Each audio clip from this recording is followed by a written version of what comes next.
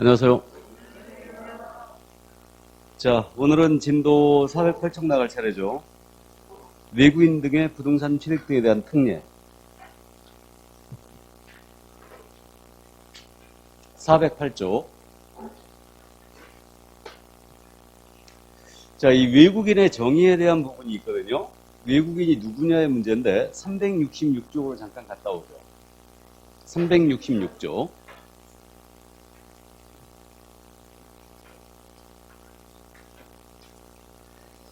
자, 부동산 거래 신고법상 외국인 특례에 대한 내용인데, 이거는 매회 한 번씩 신고법상 냅니다. 그러니까 반드시 이해해 두시는데, 문제 물을 때마다 외국인의 정의 꼭 물어봐요. 그러니까 외국인의 정의도 꼭 기억을 해 두셔야 됩니다. 그럼 외국인은 당연히 대한민국 국적이 없는 자가 외국인이겠죠. 그래서 이제 외국인은 시민권이 있고 영주권이 있다겠는데, 시민권 취득자가 외국인이죠. 영주권 취득자는 제외 국민입니다. 그래서 시민권자다. 자, 그다음에 외국의 법에 따라 설립된 법인이에요. 외국 법인은 당연히 외국인이고요. 단체가 포함되고 있는 거죠. 그래서 외국 단체도 포함입니다. 그리고 내국 법인일지라도요. 사원 또는 구성원 또는 임원이에요. 그래서 이들의 2분의 1 이상입니다. 이걸 꼭 기억하셔야 되죠. 그래서 2분의 1 이상이 만약에 외국인이었다. 그러면 이때는 외국인 취급합니다. 그래서 2분의 1 이상. 그 다음에 의결권 자본금이에요. 그래서 의결권이나 자본금의 2분의 1 이상을 외국인이나 외국 법인이 갖고 있는 법인. 이것도 당연히 외국으로 취급합니다. 그래서 이것을 우리가 어떻게 기억하자고 그랬습니까? 삼성전자 기억하자고 그랬죠? 삼성전자 주식회사의 주식을 만약에 외국인이 50%를 갖고 있다. 그럼 삼성전자는 국내 부동산 등을 취득할 때는 신고나 허가 의무가 발생한다고 그랬죠? 기억하세요. 그렇게. 그래서 삼성전자 주식회사의 주식을 50%를 외국인이 갖고 있다. 그럼 그 삼성전자는 국내 토지나 건물 취득할 때요. 신고나 허가를 받아야 됩니다. 자, 그 점 이해해 두시고요. 2분의 1을 꼭 기억하셔야 됩니다. 자, 그리고 이제 외국 정부 당연히 이제 포함되고 있고요. 마지막으로 국제기구가 또 포함되고 있어요. 그래서 국제기구도 외국인들이 들어간다. 그럼 외국 정부가 국내 토지를 취득한다. 그럼 신고나 허가 의무가 있다는 얘기죠. 여기까지. 그래서 외국인의 정의 2분의 1을 꼭 기억을 해 주시기 바랍니다. 자, 그럼 뒤로 다시 돌아와요. 408쪽으로 다시 돌아옵니다.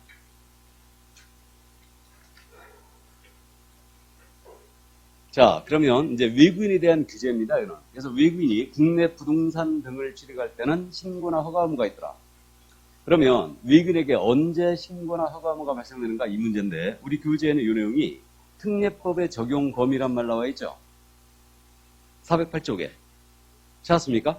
자, 그 부분인데 그럼 외국인은요. 국내 부동산 등을 취득할 때는 일단 신고 의무가 있거든요. 그러면 국내 부동산 등의 소유권을 취득할 때 신고 의무가 있어요. 소유권입니다. 그럼 외국인이 말해요. 국내 부동산 등이라는 것은 토지, 건물, 분양권, 입주권을 얘기하는데 토지, 건물에 대한 지상권을 취득합니다. 그러면 신고 의무가 있다, 없다? 없다. 소유권이 대상이에요. 일단 규제 대상이 되는 것은 일단 소유권이 대상입니다. 그리고 허가 의무가 발생되는 경우가 있는데 이 허가 의무는요. 그 허가 대상 토지가 정해져 있어요. 그래서 그 지역 내 토지를 취득할 때는 이렇게 이것도 마찬가지로 소유권 취득입니다.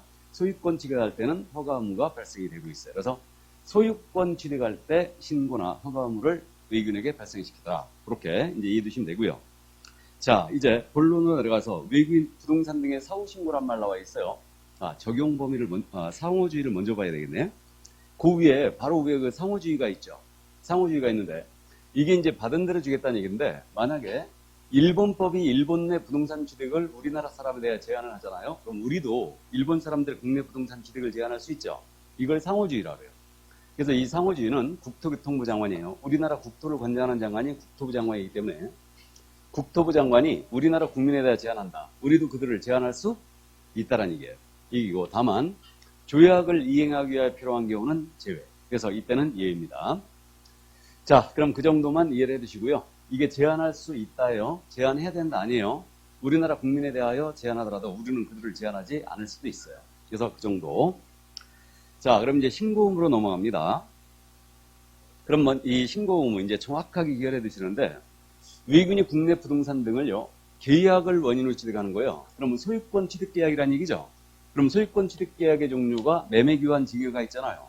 자, 그런데 외국인이 국내 토지, 건물, 분양권, 입주권에 대하여 매매를 원인으로 취득하는 겁니다. 그럼 매매 기억나시죠? 지난주에 부동산 거래 신고해야 된다고 그랬죠? 그럼 매매로 취득하게 되면 부동산 거래 신고 의무가 있고 외국인 취득 신고가 발생되고 있잖아 지금. 외국인이 국내 부동산을 소유권을 취득한다. 그러면 이렇게 신고 의무가 발생되고 있는데 그럼 매매는 소유권 취득 계약이 분명히 맞습니다. 그럼 외국인이 요거 매매로 취득했을 때는 부동산 거래 신고와 외국인 취득 신고가 둘 다 발생되고 있는데 둘 중에 하나만 하면 되거든요. 뭘 해야 될 것 같아요? 부동산 거래 신고하는 거예요. 부동산 거래 신고는 계약을 체결한 날로부터 며칠? 30일이에요. 근데 외국인 취득 신고 있죠? 외국인 취득 신고는 계약을 체결한 날로부터 60일이에요, 지금. 60일입니다. 그러니까요, 30일이 짧다는 얘기는 이게 더 중요하다는 얘기죠. 그러니까 외국인은 매매로 취득했을 때는 계약 체결한 날부터 30일 내에 부동산 거래 신고하는 거예요. 그럼 소유권 취득 계약에서 일단은 매매는 부동산 거래 신고니까 제외고요. 교환이나 증여가 있네요. 그럼 교환이나 증여로 취득했습니다. 그러면 계약을 체결한 날로부터 며칠? 60일 내에 취득 신고 들어오셔야 됩니다. 60일. 자, 그럼 60일 내에 만약에 신고 안 했지 않습니까? 안 하게 되면 이때는 300만 원 이하의 과태료예요. 근데 요거 한번 해볼까요 또? 외국인이 국내 부동산 등을 매매로 취득했어요. 그럼 부동산 거래 신고해야 된다고 했죠. 그럼 외국인이 계약 체결한 날부터 30일 내에 들어와야 됩니다. 안 했어요. 이때는 과태료가 어떻게 돼요? 500만 원 이하. 차이가 있죠? 30일이니까 더 세게 맞습니다. 60일이죠? 300만 원이야. 그래서 300만 원 이하 과태료입니다. 그러니까 여기까지 같이 기억하시고요. 그래서요, 외국인이 부동산 거래 신고했지 않습니까? 그럼 외국인 취득 신고를 면제합니다. 됐죠? 자, 그 다음 이제 넘어갑니다. 계약 외 원인이요. 409쪽이에요. 그럼 계약이 아닌 원인으로 국내 부동산 등의 소유권을 취득한다. 외국인이. 그럼 계약이 아닌 원인이라는 것은 여러분들이 민법 시간에 법률의 규정이야 물권동 사유를 공부했죠. 법률의 규정이야 물권동 사유가 세 가지가 상속, 판결, 경매가 있죠. 그러면 외국인이 국내 부동산을 상속받았다. 승준이가 아버지로부터 국내 부동산을 상속받았어요. 또는 판결로 취득했거나 경매로 취득했다. 그러면 계약이 아닌 원인이죠. 여기에 더하여 판매권의 행사를 함으로써 취득했다든가 법인의 합병. 이 합병은 상속과 똑같다 보시면 돼요. 그러니까 포괄적 승계가 일어나는 현상이죠. 그래서 이 합병으로 취득하거나 외국인이 건물을 신축하거나 증축하거나 재축하거나 개축을 했어요. 그러면 이렇게 취득하게 되면 이때는 취득한 날입니다. 취득한 날로부터 몇 개월? 6개월 내에 취득 신고하셔야 돼요. 그럼 6개월짜리 위반했잖아요. 그럼 이때는 100만 원 이하의 과태료입니다. 이렇게 돼요. 그러면 이때 계약 체결일로부터 60일이죠. 그럼 이제 60일 6개월짜리를 기억하고 계신 분은 기준점을 잘 봐두세요. 계약 원인 취득은 계약을 체결한 날로부터 60일입니다. 그래서 증여는 반드시 계약이라는 걸 기억해 두시고, 그 다음에 계약이 아닌 원인이요. 그러면 상속으로 취득했다. 그럼 취득한 날로부터 6개월이죠 이거. 그럼 상속은 취득 시점이 언제예요? 사망시 또는 상속 개시일이죠. 이렇게 되고요. 판결은 판결 확정일이겠죠. 경매는 취득 시점이 언제예요? 대금 완납시죠. 그러니까 이게 소유권 이전 등기를 한 날로부터 6개월 내 취득 신고를 해야 된다. 그럼 틀렸죠? 그러니까 주로 숫자를 바꿔내는데 기준점을 바꿔내면 굉장히 어려운 질문이 되는 거예요. 그러니까 정확하게 이제 우리가 문제 연습을 하면서 이 부분을 짚어나갈 거예요. 자, 그래서 계약 외 취득은 취득한 날로부터 6개월 내에 취득 신고하고 이를 위반했을 때는 100만 원 이하의 과태료다. 자, 그리고 이제 외국인으로 국적이 바뀌었어요. 그러면 국내 부동산 등을 계속 보유고자 한다. 그럼 계속 보유 신고하셔야 돼요. 외국인은. 그리고 외국인으로 변경된 날로부터 몇 개월? 6개월이에요. 6개월 내에 계속 보유 신고 들어야 되고 6개월짜리 위반했잖아요. 100만 원 이하의 과태료죠. 또 자, 그래서 외국인 신고 의무를 다 봤는데 외국인의 신고 의무는 숫자 몇 과치나다? 6과치네요. 6과치나고 오직 60일짜리는 계약원인 뿐이죠. 나머지는 6개월.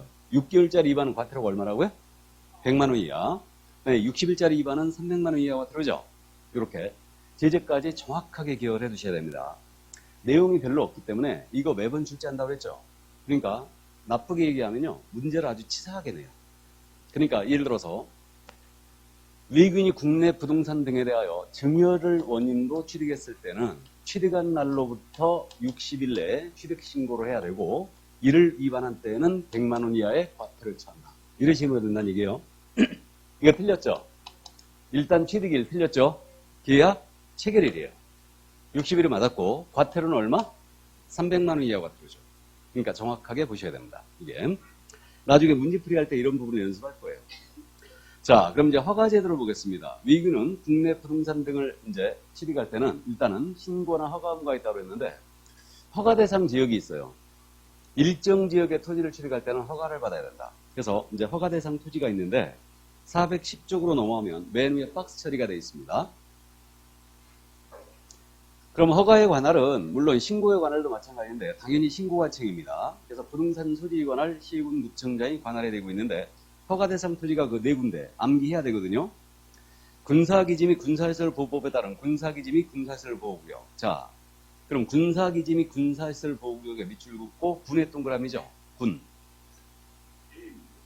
그 밖에 국방 목적으로의 외국인 등의 토지 취득 특별히 제한할 필요가 있는 지역으로서 대통령령으로 정하는 지역, 국방 목적상 필요한 섬지역으로서 국토부 장관이 국방부 장관 관계 중앙행정기관과 협의하여 고시한 지역이 있습니다.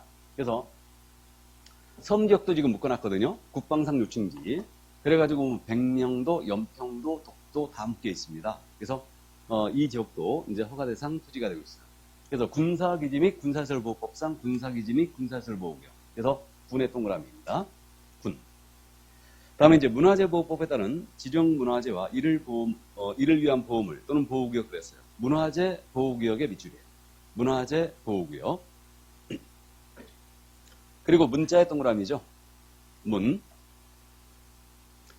자, 그 다음에 이제 자연환경 보존법입니다. 이 법에 따른 생태경관 보존지역이에요. 여기 가까운 생태경관 보존지역이 어디 있다고 했어요?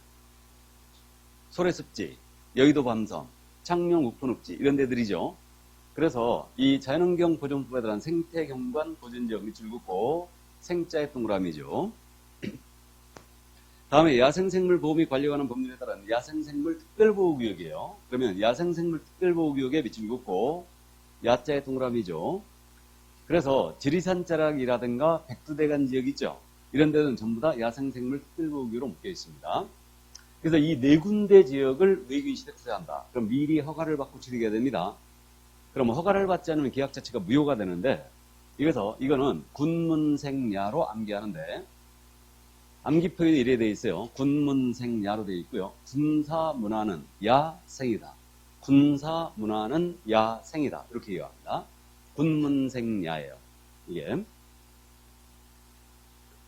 자, 그럼 이 네 군데 지역을 취득할 때는 허가받아야 된다. 그러면 전통사찰 보존 및 지원하는 법률에 따른 전통사찰의 대지거든요. 전통사찰의 대지는 이 법상 허가대상 토지에 아니에요. 아니죠? 이걸 문화재보호구에 오해하면 안 된다는 얘기예요. 그러니까 군문생야로 암기를 꼭 해두셔야 된다. 이렇게. 자, 그러면 이제 허가 신청 들어갔잖아요. 그럼 처리 기한이 며칠이냐? 15일이에요. 그래서 15일 내에 허가 불허가의 처분을 해주게 돼 있어요. 며칠이라고요? 15일. 동그라미 쳐놓고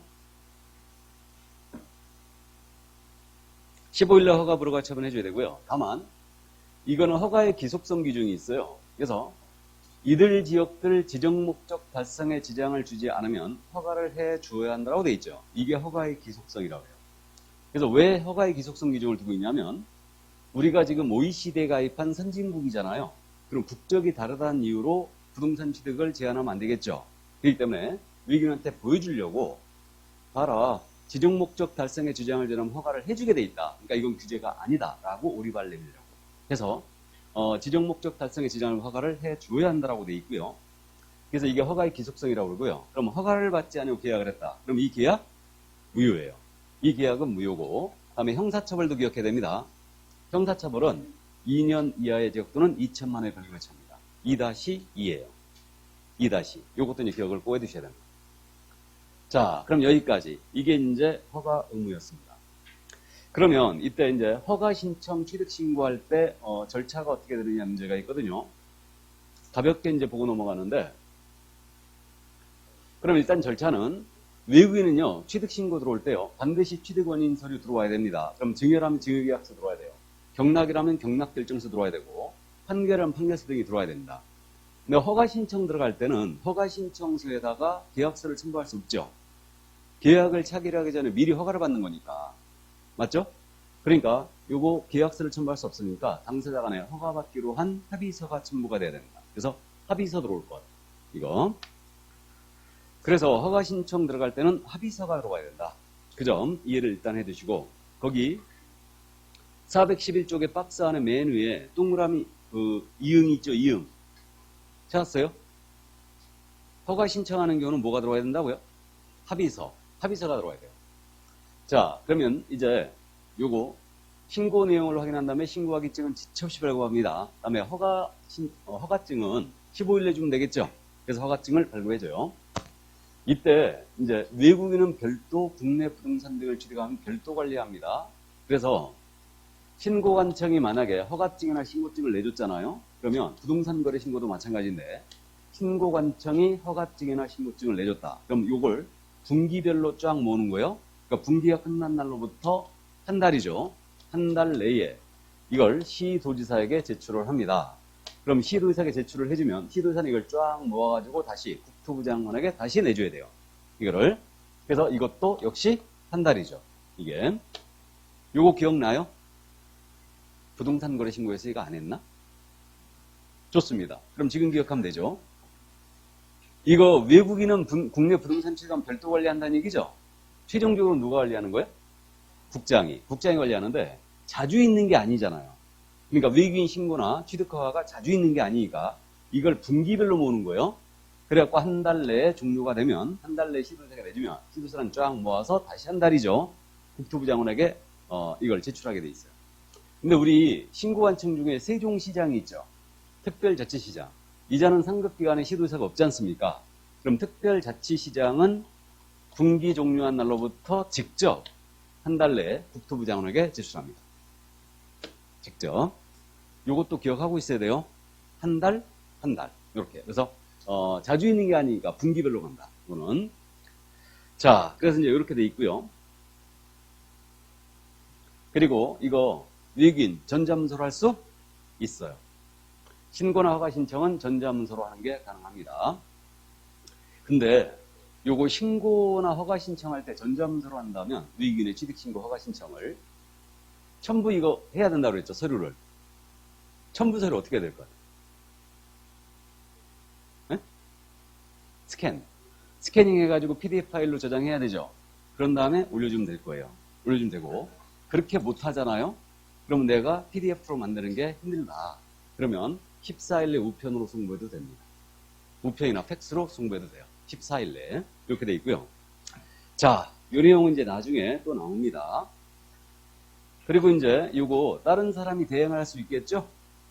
그래서 제출 대행을 할 수가 있는데 대행자는 당연히 이제 신분증 내보여야 되고요. 다음에 서명 또는 날인한 위임장과 그 외국인의 신분증명서 가본을 제출해야 된다. 이거는 뭐 부동산 거래 신고 대행하고 똑같죠, 지금. 자, 그래서 여기까지예요. 이게 바로 외국인 취득 신고 허가제였습니다. 이거 한 문제씩 꼬박꼬박 내니까 꼭 챙겨야 됩니다. 자, 그럼 그 정도 이해해 두시고 넘어갑니다. 이제. 자, 그래서 외국인 취득 신고 제도를 다 봤고요. 이제 토지거래 허가제로 들어갑니다. 교재 414조.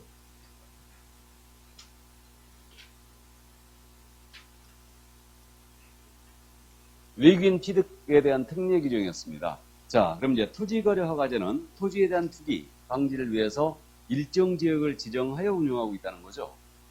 그래서 이게 원래 이제 국토계획법에 있다가 우리 쪽으로 넘어온 거예요. 그래가지고 우리 쪽에서 이제 토지거래 허가제를 전부 다 이제 공부하는데 토지거래 허가구역은 일정 지역을 지정하여 운영합니다. 그러면 동일시도 안의 일부 지역이었어요. 동일시도 안의 일부 지역에 대하여 허가지역을 묶는다. 그러면 허가구역을 묶는다면 이때는 시도지사가 지정해요. 근데 2개 이상의 시도에 걸치는 지역을 허가구역으로 묶는다. 그럼 이때는 누가? 국토부 장관이 지정을 합니다. 기간은 5년을 초과하지 않는 범위 내에서 지정한다. 이렇게. 그럼 토지에 대한 투기가 성행할 우려가 있는 지역에 지정하는데 어떤 지역을 지정하냐면 교재 지금 415쪽에 지정대상 지역이라고 있죠. 찾았습니까? 그럼 지정대상 지역인데 동그라미 1번이거든요. 광역도시계획, 도시군기본계획, 도시군관리계획, 토지이용계획이 새로이 수립되거나 변경되는 지역. 그래서 토지이용계획이 새로이 수립되거나 변경되는 지역에 밑줄 그어놓고요. 숫자에 동그라미 한번 쳐보세요. 수. 다음에 그러니까 개발제한구역이 풀리는 거예요. 그럼 투기 가능성이 있죠. 그러니까 그 구역을 묶을 수 있고요. 또 법령의 제정, 개정, 폐지나 또는 그에 따른 고시 공고로 인하여 토지 이용에 대한 행위 제한이 완화되거나 해제되거나, 요거구나. 토지 이용에 대한 행위 제한이 완화되거나 해제되는지요. 밑줄 긋고, 행위 제한이 완화되거나 해제되는지요. 밑줄 긋고, 행자에 동그라미. 행위 제한할 때 행. 다음에 3번입니다. 법령에 따른 개발 사업이 진행 중이거나, 개발 사업이 진행 중. 밑줄 긋고, 사업할 때 사자에 동그라미요. 예정되어 있는 지역과 그 인근 지역. 그럼 개발 사업이 진행 중이다. 투기 가능성이 있죠, 지금. 다음에 마지막으로 4번입니다. 그 밖에 국토교통부장관 또는 시도의사가 투기 우려가 있다고 인정하는 지역. 그래서 투기 우려가 있다고 인정하는 지역에 밑줄 긋고 우려에 동그라미요. 우려. 또는 관계 행정기관에 특별히 투기가 생할 우려가 있다고 인정하여 국토부 장관 또는 시도의사에게 요청하는 지역. 그래서 이게 동그라미 친 게 지금 수행사 우려로 돼 있죠.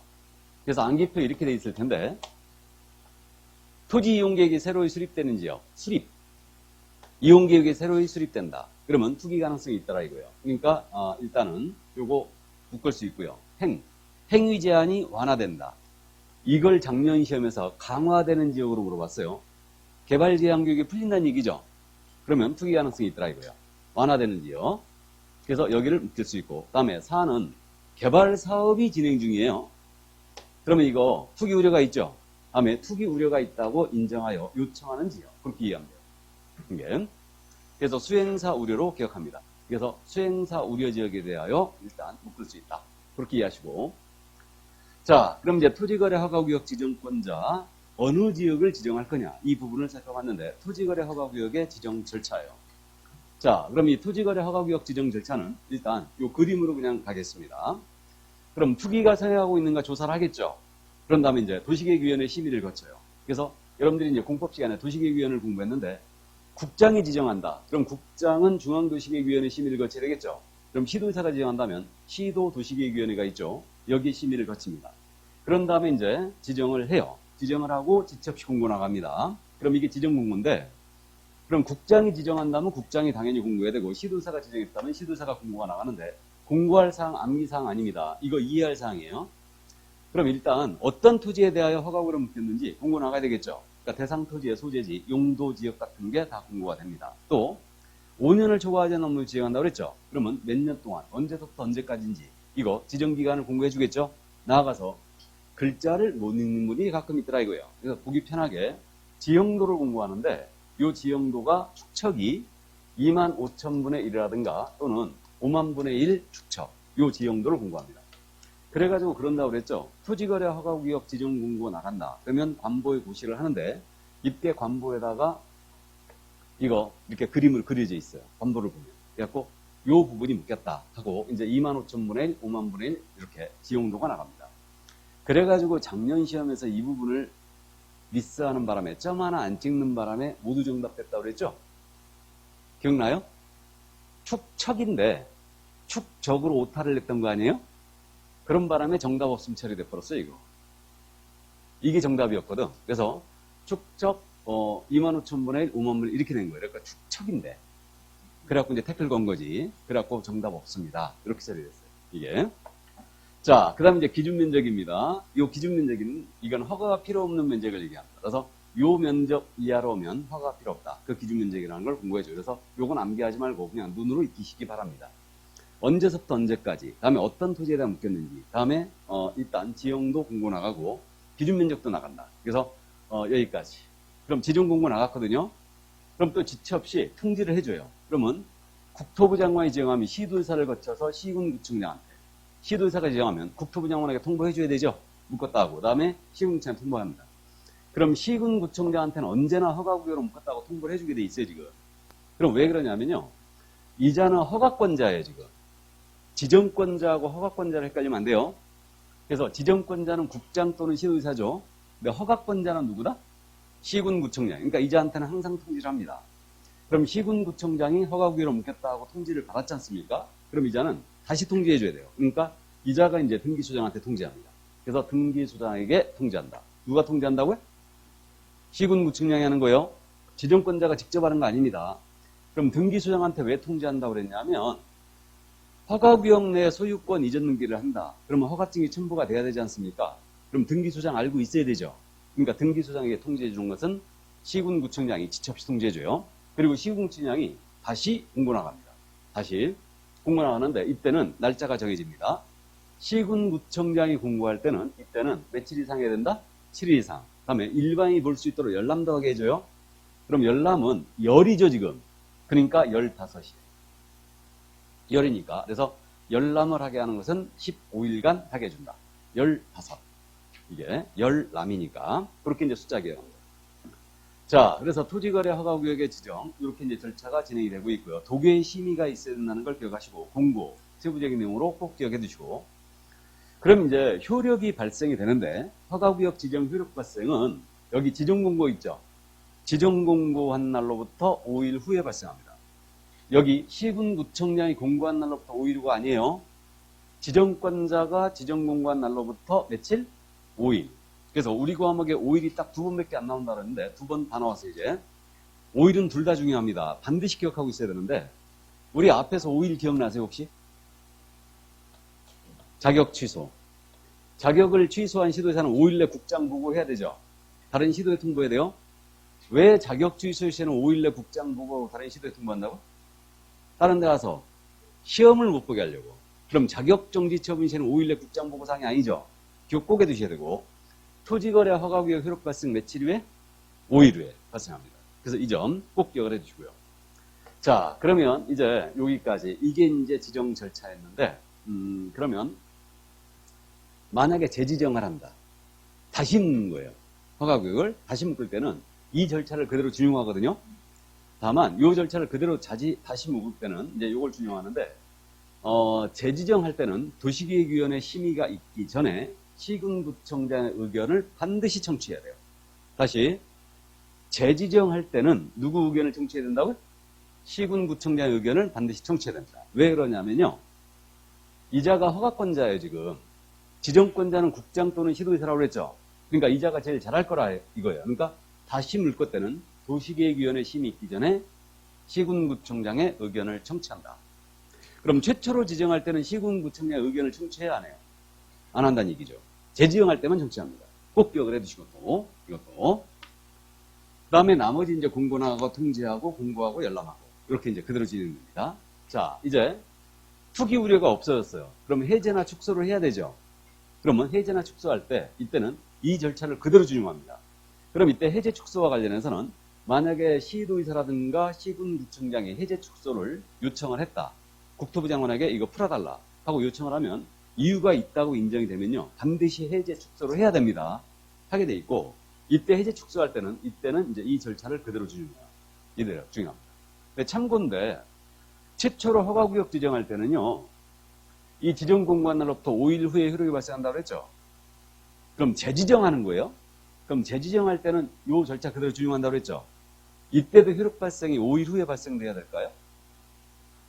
공고한 날로부터 발생한다 그때는. 그럼 해제 축소도 마찬가지예요. 해제 축소할 때도 만약에 허가구역을 풀어버린다. 그러면 이때는 공고한 날로부터 효력이 발생합니다. 5일 후가 아니에요. 참고하시기 바랍니다. 이거는. 자, 그럼 여기까지. 우리 여기 왕길동 지역의 일부 허가구역이 묶여있어요? 안 묶여있어요? 이쪽 어디 묶여있다고 그랬죠? 묶여있어요. 허가구역으로 묶여있습니다. 지금. 이게. 자, 그럼 여기까지. 이게 바로 토지거래 허가구역의 지정 절차에 관한 내용이었습니다. 여기까지 이해해 두시고 이거 잘 묻습니다. 이해해 두셔야 되겠고 그래서 이해해 두셔야 되겠고 자, 그러면 이제 우리는 실무 과목이니까 어떤 계약을 했을 때 그럼 토지거래 허가를 받아야 되는데 이 문제가 있어요. 그래서 교재 416쪽으로 넘어갑니다. 토지거래 허가 대상 계약. 원래 우리 쪽으로 이 토지거래 허가 절차가 넘어오기 전에는요. 이걸 잘 물어봤거든요. 허가 대상 계약이냐 아니냐 이걸 잘 물어봤었는데 뭐 요즘은 잘 묻지 않습니다. 다른 거 물어볼 것도 많거든요. 그럼 이제 요거 토지거래 허가 대상 계약은 이렇게 기억합니다. 자, 이게 토지거래 허가구역으로 묶였어요. 여기야. 딱 묶였는데 이 허가구역 안에 있는 토지 중에서 모든 토지가 들어가는 게 아니에요. 면적 기준이 있죠. 일정 면적을 초과해야 돼요. 이게 기준 면적이에요. 그래서 이 기준 면적을 초과하는 이 토지에 대한 대가를 수반하는 계약이라고 그랬거든요. 그러면 소유권 이전에 유상 계약 및 예약이 대상이고요. 나아가서 지상권 설정 및 이전에 관한 유상 계약 및 예약이 대상이에요. 그럼 지금 제가 방금 전에 외국인 취득 특례에서 말씀드렸듯이 규제 대상이 되는 권리는 원래 소유권이라고 그랬죠? 소유권을 규제하고 있는 거예요. 근데 여기서는 지금 지상권이 들어갔죠? 소유권 외에 지상권이 들어갔어요. 왜 그랬냐면 우리 그저 민법에서 지상권 편을 보면 지상권은 최단 존속 기한하는 게 있죠? 경구한 건물은 몇 년? 30년. 일반 건물은 15년. 그 다음에 공작물은 5년입니다. 그래서 말이에요. 이게 허가를 못 받을 것 같으니까 지상권 설정 계약을 자꾸 하더라 이거예요. 그럼 지상권은 최단 존속 기한을 보호하기 때문에 이건 강행 규정입니다. 그렇기 때문에 거의 매매와 비슷한 효과를 가져더라 이거예요. 그래가지고 허가 대상에 지상권 설정 계약이 들어갔어요. 그래서 규제 대상 권리 중에 유일하게 들어간 게 지금 지상권이 들어가 있는 게 바로 이거예요. 그래서 다른 건 전부 다 소유권이거든요. 그래서 이제 지상권이 들어갔다는 걸 주의를 일단 해주시고 이때 대가를 수반하는 계약이 한다고 했죠. 그러니까 유상 계약 및 예약이 대상이에요. 그럼 대물변제 계약도 들어가네요. 그럼 이제 간단하게 우리 6가지 따져보는 거예요. 매매, 교환, 증여, 상속, 판결, 경매 6가지 따져봐야 돼요. 꼭. 그럼 매매, 교환, 증여로 들어갑니다. 그럼 매매, 교환, 증여는 허가 받아야 되겠죠. 당연히. 그래서 매매, 교환 허가 받아야 되고요. 증여는 근데 무상계약이죠. 그럼 유상계약이 하나 한다고 그랬죠? 그러면 증여는 허가 대상이 아닙니다. 이렇게 되고 일단 그 다음 이제 상속, 판결, 경매를 따져보는데 상속으로 취득하는 거예요. 돌아가셨는데 어쩌라고. 상속은 규제에 들어가는 거 없죠. 그러니까 상속은 일단 제외되고 있고요. 그 다음에 이제 판결이 있지 않습니까? 판결은요, 또 기억나세요? 규제 중에 피해가는 거 아무것도 없다고 그랬죠. 왜? 짜고 칠까봐. 그러니까 판결에 의한 허가구역의 토지를 취득한다. 이때는 허가를 받아야지 이전등기 축탁해 줍니다. 그러니까 이 얘기죠, 뭐. 갑과 을이 이 허가구역 내에서 토지에 대한 거래를 한 거예요. 했는데 허가를 못 받을 것 같아. 그러니까 을이 갑을 상대로 하여 소송을 제기한다는 얘기죠. 그리고 갑이 일부러 법정에 2번 출석 안 해버리면요, 소송법상 의제자백이라고 해요. 그래서 패소 판결 나갑니다. 이전 듣게 해주라고. 그러니까 이 판결에 의한 취득은 짜고 칠까봐 규제 대상 중에 피해가는 거 아무것도 없어요. 외국인이 판결로 국내 토지 건물을 취득하는 거예요. 판결로. 그럼 신고해야 되죠. 60일에 6개월. 집중하세요. 방금 전에 했죠.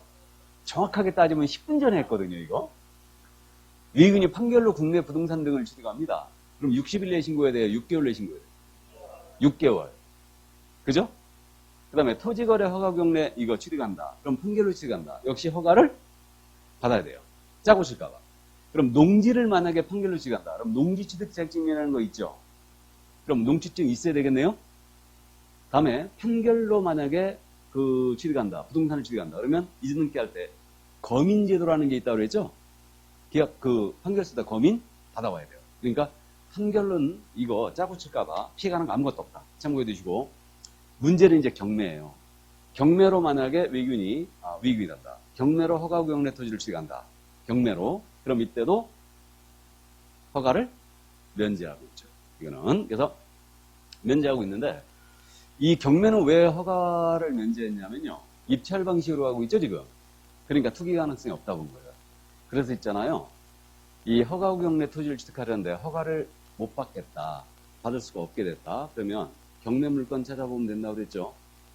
그래서 경매는 허가를 면제합니다. 이건 입찰 방식으로 하기 때문에 투기를 없다고 투기 가능성이 없다 본 거예요. 그래서 경매 허가를 면제합니다. 나머지는 일단 참고하세요. 그래서 이제 이 정도. 그래서 매매, 교환, 증여, 상속, 판결, 경매 6가지를 꼭 따져보시고요. 자, 그러면 이때 국가 등에 대한 특례가 있는데 요거는 우리 교재 한 장을 넘기시면 이 내용이 나와요. 거기 418쪽에 보면 국가 등의 토지거래 계약은 특례가 나와 있죠.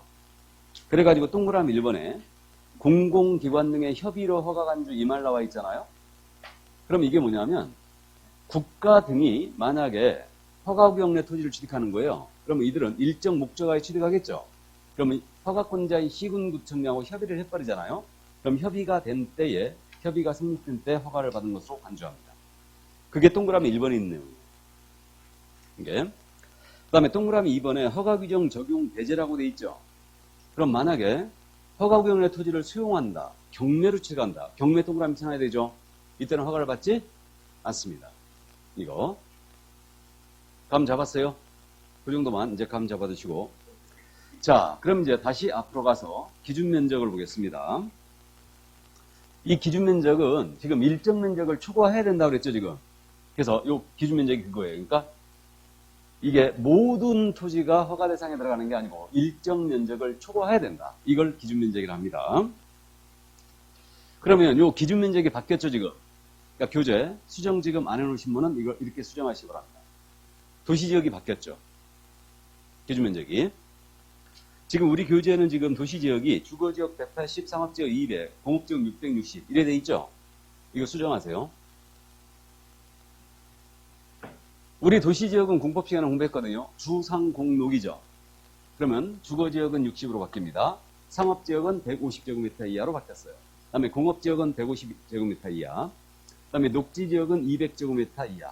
그 다음에 그 밖에 도시지역 중에 미지정지역 있죠.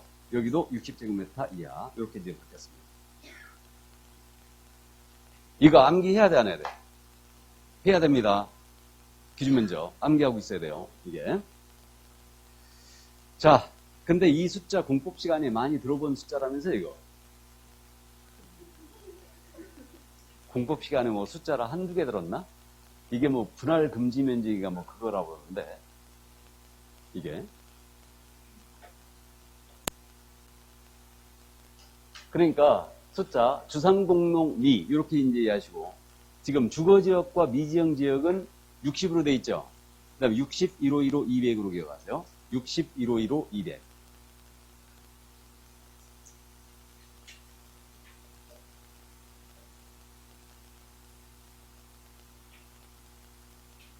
그럼 이 얘기죠. 그럼 주거지역 내 허가구역으로 묶였는데 거기가 주거지역이었어요. 그럼 주거지역 내 토지로서 면적이 60제곱미터 이하라면 허가받을 필요가 없다는 얘기예요. 60제곱미터를 초과해야 된다는 얘기죠. 이 얘기입니다. 그럼 녹지지역은 몇이라고요? 200. 200이에요. 그러면 녹지지역은 200제곱미터 이하라면 허가받을 필요가 없다는 얘기예요. 이걸 초과해야 된다는 얘기입니다. 이렇게 되고. 그 다음 이제 도시지역 밖이에요. 도시지역 밖은 일단 250제곱미터 이하잖아요. 250제곱미터 이하면 허가받을 필요가 없어요. 이건 안 바뀌었어요. 그대로 갑니다. 그 다음에 도시지역 밖에 있는 토지로서 농지였어요. 농지는 지목이 전답 과선을 말하죠. 농지는 500제곱미터 이하라면 허가받을 필요가 없고 임야는 대규모로 거래되죠. 그러니까 이때는 1000제곱미터 이하라면 허가받을 필요가 없죠. 이렇게 됩니다. 그럼 도시지역 밖은 지금 배수로 가고 있죠. 숫자가 배수로 갑니다. 그래서 250, 500, 1000으로 가고 있죠. 이렇게. 근데 요거 도시지역은 숫자가 이게 일관성이 없어요. 그러니까 60, 앞뒤 60이고 1515, 200으로 기억하세요. 그래서 앞뒤 60이고 1515, 200 이렇게. 그래서 이제 이렇게 기억을 해주시고요. 자, 그럼 이제 이렇게 되는데 여기서 주의할 점이 있습니다. 그러면 이게 기준 면적이고 지정권자가 허가구역 지정권자가 지정을 하면서 이 기준 면적을 조정할 수 있어요. 그러니까 최소화시킬 때는 10%까지 내려갈 수 있고 그 다음에 최대화시킬 때는 300%까지 늘릴 수 있습니다. 그럼 이 얘기죠. 여기 주거지역이 60제곱미터였다. 그러면 그 주거지역 60제곱미터 최소화시키면 6제곱미터까지 내려갈 수 있죠? 그죠? 6제곱미터까지 내려갈 수 있고요. 그 다음에 최대화시키면 주거지역은 180까지 최대화시킬 수 있죠? 180제곱미터를 초과하는 것만 허가받아라. 이렇게 할 수도 있다는 얘기예요. 이해되세요? 그래서 이거를 왜 개정을 했냐면 원래 이 부분이 180이었잖아요. 근데 180이었는데 이게 지금 강남 지역 뉴스 봐서 알았어요. 강남의 소형 아파트들, 강남 지역은 지금 현재 허가구역으로 다 묶여 있잖아요. 다 묶여 있는데 거기 소형 아파트 거래할 때 건물은 허가 대상이 아니지 않습니까? 당연히. 맞죠? 근데 이거 아파트들 대지권이 있죠. 대지권은 토지죠. 그러니까 보세요. 소형 아파트인데 대지권이 예를 들어서 이게 180으로 운영을 했더니 개정하기 전에 180이었거든요. 최소화 시키더라도 18제곱미터잖아요, 지금. 10%까지 내려갈 수 있으니까. 18제곱미터인데 이게 그러니까 예를 들어서 뭐 20제곱미터가 됐다. 그럼 허가 대상이 잡히는데 최소화 시키면 이게 15제곱미터밖에 안 되는 거예요. 그럼 15제곱미터인데 대지권이 15제곱미터인데 허가 대상에서 피해가고 있죠 지금. 최소화시키더라도. 근데 이게 거래가가 얼마? 10억. 그러니까 이걸 못 잡으니까 결국은 이걸 조정한 거예요. 낮춰버렸죠 지금. 이걸. 그러니까 이게 허가구역 지정하면서 6제곱미터 초과하는 거 전부 다 허가받아라 이렇게 할 수 있다는 얘기죠 이게. 그죠? 이걸 잡기 위해서 그런 거예요. 그래서 이 부분이 개정된 겁니다. 이게. 그래서 이 정도 이해하시고. 자, 그럼 이제 그 정도 10%에서 300%까지 조정하여 이제 허가구역으로 볼 수가 있고요. 여기서 이제 주의할 점이 있어요. 봐둘게. 지금 도시지역 밖은 지목으로 가고 있죠. 농지인지 임야인지. 그죠? 지목으로 가고 있는데 여기 도시지역은 용도지역으로 가고 있죠. 이게 주거지역에 있는 건지 녹지지역에 있는 건지. 맞습니까? 이렇게 돼요. 그러면 여기 미지정 지역으로 잠깐 해볼까요? 미지정 지역으로. 도시지역 중에 미지정 지역에 있는 건데, 이게 농지였어요.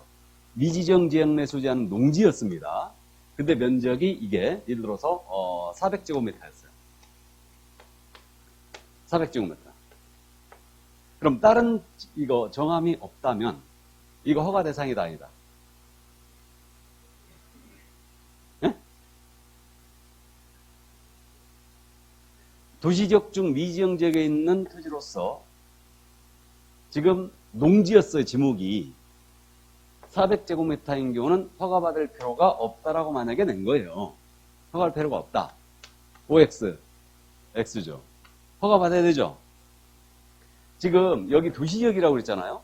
그러니까 농지에 해놓고는 안 된다는 얘기죠. 미지정 지역은 기준이 60이죠. 그럼 최대화 시키더라도 180밖에 안 되죠. 그럼 400은 무조건 허가 대상이죠. 근데 이 토지가 만약에 도시지역 밖의 농지였다. 그럼 허가 대상에서 빠져나가죠? 다른 정함이 없다면. 이해되세요? 그러니까 명심할 게 도시지역은 용도지역으로 가고 있다는 거예요. 근데 도시지역 밖은 지목으로 가고 있죠? 지목으로 가고. 꼭 구분해놔야 됩니다. 그래서 이해해 두셔야 돼요, 이거. 자, 그럼 이제 이 정도 이해를 해 두시고 그러면 요거 숫자 기본적으로 암기해 주셔야 됩니다. 근데 이제 한 장을 싹 넘기면 면적 산정에 대한 특례가 나오는데 거기 418쪽에 맨 위에 면적 산정 나왔죠? 요거는 이해만 해 두시는데 일단의 토지 거래에 대한 면적 산정에 대한 특례가 있어요. 그럼 이게 뭐냐면 이겁니다. 예를 들어서 이게 여기가 상업지역이에요. 상업지역인데 세 필지가 있거든요. 1번지, 2번지, 3번지 이게 모두 공장용지예요. 지목이. 그럼 상업지역에 공장용지 있을 수 있나요?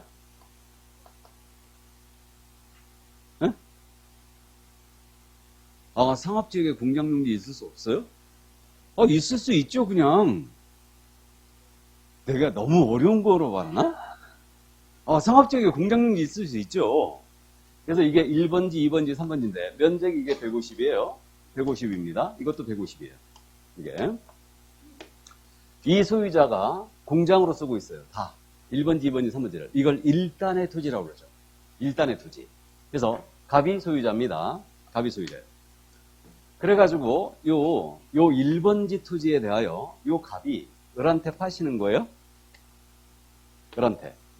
그럼 이거 허가 받아야 됩니까? 안 받아야 됩니까? 다른 정함이 없다면 허가를 받아야 됩니까? 안 받아도 됩니까? 예? 상업지역은 면적 기준이 몇이에요 지금?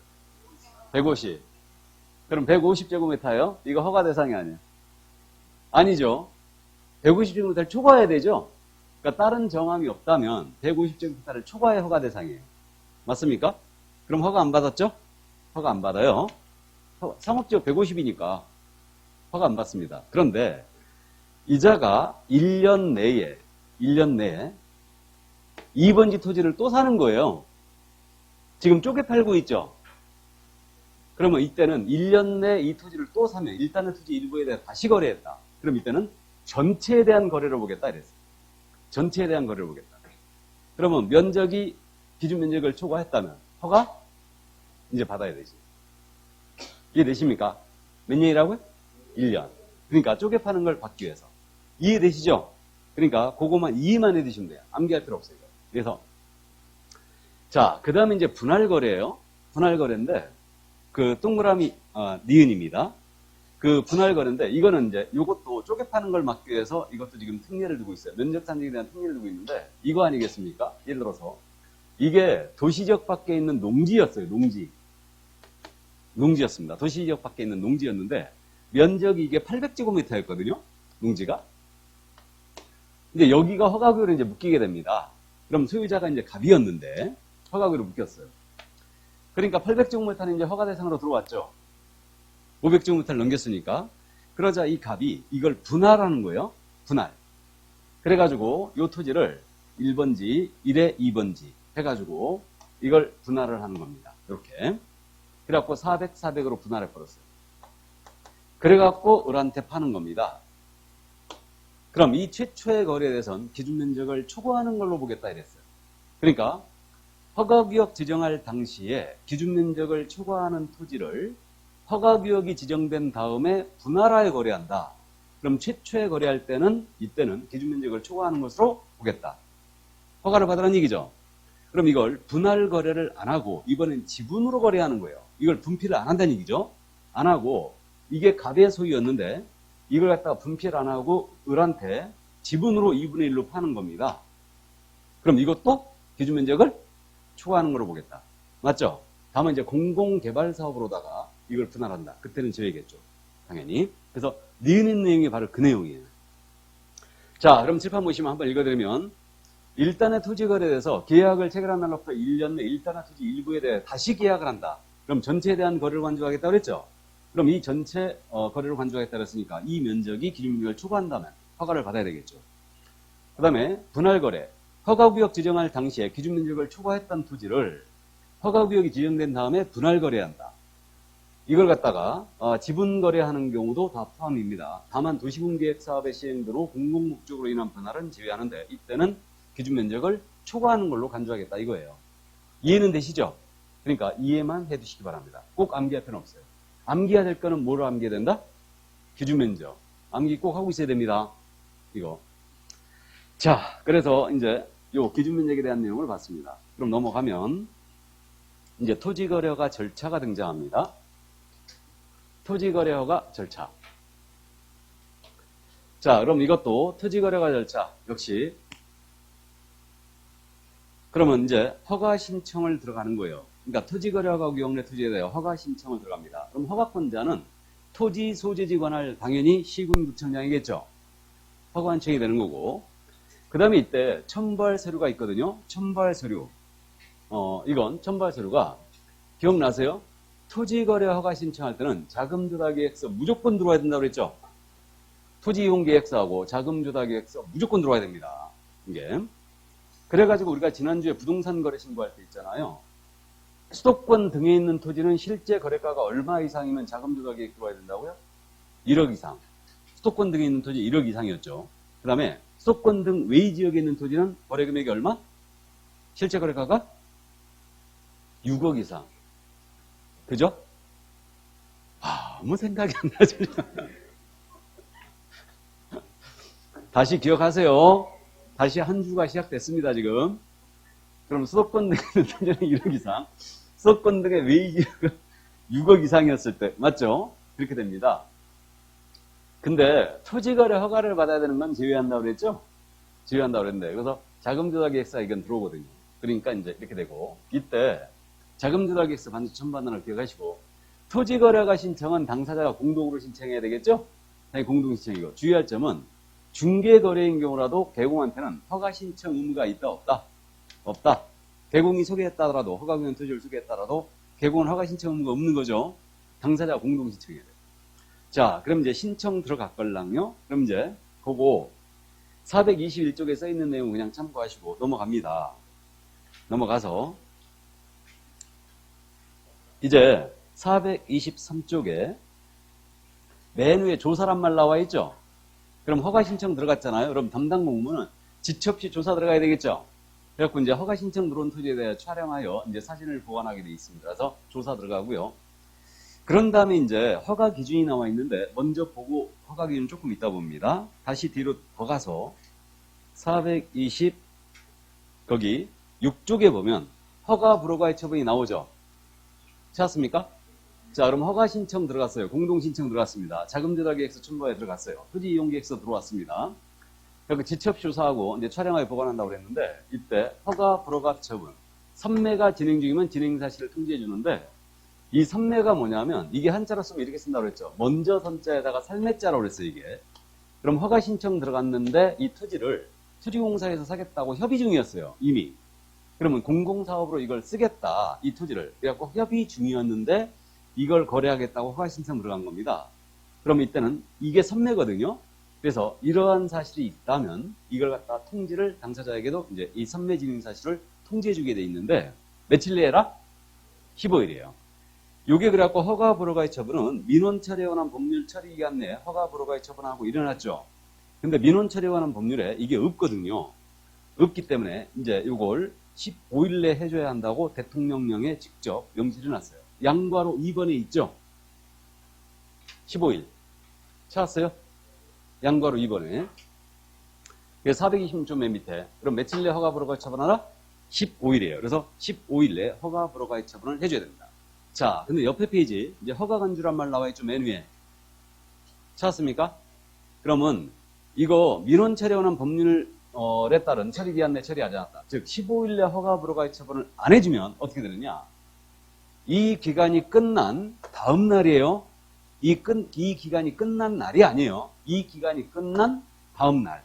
다음 날 동그라미 쳐놓고 다음 날에 허가가 있는 것으로 본다 그랬어요. 알아보시겠습니까? 이제 정확하게 기억하자고요. 15일이 끝난 날에 허가가 있는 것으로 보는 게 아닙니다. 끝난 다음 날 허가가 있는 것으로 본다. 이게 허가 간주 기준이에요. 감 잡았지요? 자, 이 정도.